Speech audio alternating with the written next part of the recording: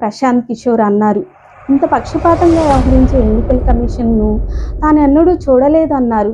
ఈ election commission ఎల్లప్పుడూ నిబంధనలను వక్రీకరించడానికి ప్రయత్నిస్తుంది. బీజేపీ ఎప్పుడూ లాభపడే విధంగా ఎన్నికల షెడ్యూల్ను రూపొందించేందుకు ప్రయత్నించింది. రాజకీయ ప్రచార సమయంలో భారత సైన్యాన్ని ప్రస్తావించరాదని ఎన్నికల సంఘం చాలా స్పష్టమైన 2019 ఎన్నికలకు ముందు ప్రధాని మోదీ అమరవీరులను, వైమానిక దాడులను ఉపయోగించి సిగ్గు లేకుండా ఓట్లు అడిగారు. कहना चाहता हूं कि आपका पहला वोट पुलवामा में जो वीर शहीद हुए, उन वीर शहीदों के नाम आपका वोट समर्पित हो सकता है क्या? ముఖ్యమంత్రి ఆదిత్యనాథ్ భారత సైన్యాన్ని మోదీ ఆర్మీగా అభివర్ణించాడు.